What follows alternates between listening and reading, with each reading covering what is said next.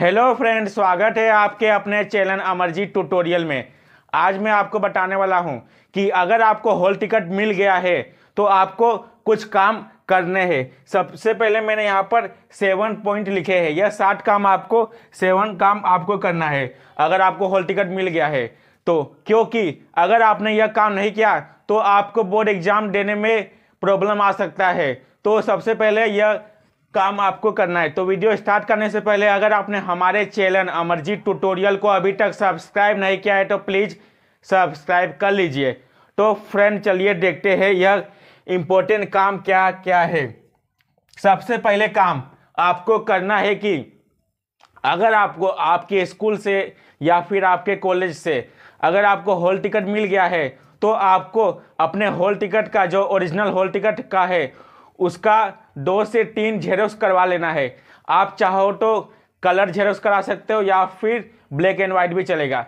Colour xerox कराने की कोई ज़रूरत नहीं है क्योंकि वो तो ब्लैक एंड वाइट ही रहता है ओरिजिनल का। तो आपको कलर जेरोक्स कराने की कोई ज़रूरत नहीं है। आपको सिर्फ ब्लैक एंड वाइट जेरोक्स करवाना है। याद रखिए कि आपको कम से कम 2 से 3 जेरोक्स करवा के रखना है। क्योंकि बाई चांस क्या होता है, आपके पास जो ओरिजिनल हॉल टिकट है अगर बाई मिस्टेक आपसे कहीं गुम हो गया तो आपके पास अगर जेरोक्स रहेगा तो आप वो दिखा के एग्ज़ाम दे सकते हो। जैसे कि आपको क्या करना है, आपको कम से कम 2 से 3 जेरोक्स करा लेना है। समझ लो अगर आपने 3 जेरोक्स करवाया तो आपको जब आप एग्ज़ाम देने जा रहे हो तो आपको अपना ओरिजिनल हॉल टिकट साथ में रखना तो है ही, साथ में आपको 2 जेरोक्स भी रखना है अपने बैग में। अगर बाय मिस्टेक अगर आपका जो ओरिजिनल हॉल टिकट है अगर वो कहीं गुम गया तो आपको पास रहेगा जेरोक्स, तो आप दिखा के एग्ज़ाम दे सकते हो। और साथ ही साथ आपको एक जेरोक्स आपको अपने घर पर रखना है क्योंकि अगर आप से जो जेरोक्स करवाया आपने आपके बैग में आपने रखा वो भी अगर गुम हो गया तो आपके घर में एक जेरोक्स तो रहेगा, तो इससे आपको कोई प्रॉब्लम नहीं होगा। तो फ्रेंड सबसे पहले अगर आपको हॉल टिकट मिल गया है और आपने अभी तक अपने हॉल टिकट का जेरोक्स नहीं करवाया तो प्लीज़ अपने हॉल टिकट का कम से कम 2 से 3 जेरोक्स करवा के अपने पास रखिए। तो पहला पॉइंट आपको समझ में आ गया होगा। फिर सेकेंड है don't write anything in hall ticket. इसका मतलब यह है कि आपको अपने हॉल टिकट या हॉल टिकट का जो हॉल टिकट का जो आप जेरोक्स करवाए हो उस पर आपको कुछ नहीं लिखना है। आपको हॉल टिकट पर कुछ भी नहीं लिखना है। फिर थर्ड है check time table in hall ticket. अभी आपको टाइम टेबल मालूम है कि हाँ आपका इस दिन यह एग्ज़ाम है इस टाइम को, लेकिन आपको कंफर्म करने के लिए अपने हॉल टिकट पे ज़रूर देखना है कि आपका time table correct time table कौन सा है। क्योंकि आपने अलग दूसरे जगह से टाइम टेबल आपको मिला होगा, कहीं वो टाइम टेबल गलत तो नहीं। इसके लिए आपको अपने हॉल टिकट पे कंफर्म करना है। क्योंकि अगर आपने कंफर्म नहीं किया बाय मिस्टेक, अगर आपको लगा कि आज इंग्लिश का एग्ज़ाम है और उस दिन मराठी का एग्ज़ाम रहा तो क्या करोगे। इसके लिए आपको सबसे पहले अपने हॉल टिकट पे टाइम टेबल को चेक करना है। फिर फोर्थ है keep your dress ready clean no colour on Holi. इसका मतलब यह होता है कि कुछ बच्चों का क्या होता है, एग्ज़ाम देने जाते हैं तो उनके पास स्कूल का ड्रेस नहीं रहता है। उसके कारण भी बोर्ड वाले उनको एग्ज़ाम जो बोर्ड का सेंटर है वो सेंटर वाले आपको एग्ज़ाम नहीं देने देते। जैसे कि क्या होता है, कभी कभी आप अपने घर का ड्रेस पहन के चले जाते हो एग्ज़ाम देने, तो ऐसा आपको नहीं करना है। क्योंकि आपको एग्ज़ाम देने जाना है तो आपको स्कूल का ड्रेस पहन कर ही जाना है। तो सबसे पहले अगर आपके पास ड्रेस नहीं है तो आप ड्रेस ले लीजिए। नहीं तो अगर आपके पास ड्रेस है या क्या कभी कभी क्या होता है ड्रेस तो रहता है लेकिन फट जाता है, कुछ हो जाता है, तो उसको क्या करना है, आपको सिलवा लेना है। तो इसके लिए आपको ड्रेस रेडी रखना है। आपके पास अगर ड्रेस नहीं रहा तो फिर सेंटर में आपको घुसने नहीं देंगे, तो उसके बाद फिर आप एग्ज़ाम कैसे दोगे।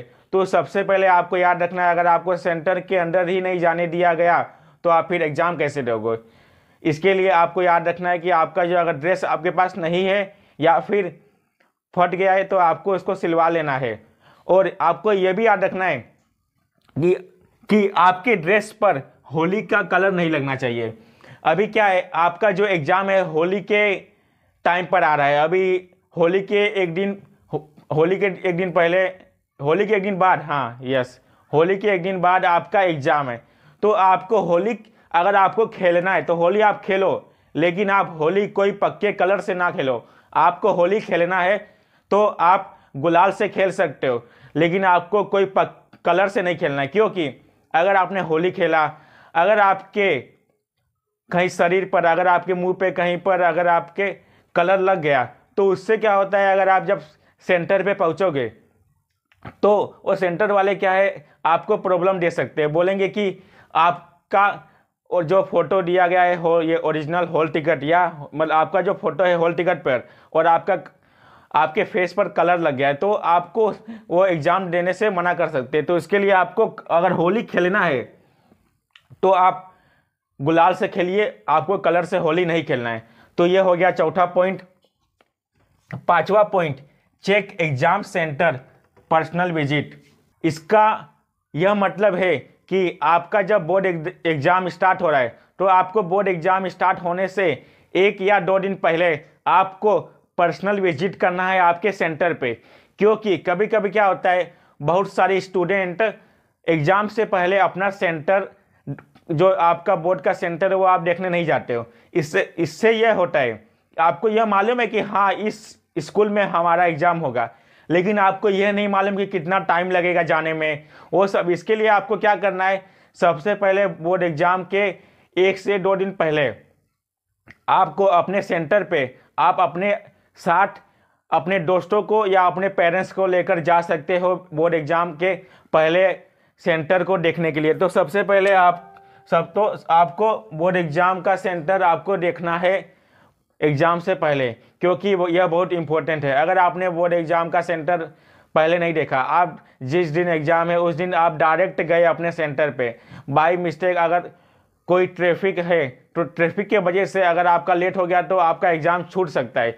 इसके लिए अगर आपको मालूम रहेगा कि इतना टाइम लगता है सेंटर पर पहुंचने के लिए, तो आप उसी टाइम के अनुसार आप जल्दी घर से निकलोगे। फिर 6 पॉइंट है, reach the exam centre on time. ये सबसे इम्पोर्टेंट है, क्योंकि अगर आप अपने सेंटर पे, अभी आपने सुना होगा कि आपको अपने सेंटर पर आधे घंटे पहले पहुंचना है। इसका मतलब यह है कि अगर आपका एग्ज़ाम 11 बजे स्टार्ट हो रहा है तो आपको 10:30 बजे सेंटर पे पहुंच जाना है। क्योंकि आपने अभी आपके पास हॉल टिकट होगा तो आप हॉल टिकट पर देख सकते हो, उस पर लिखा है रिपोर्टिंग टाइम 10:30 AM।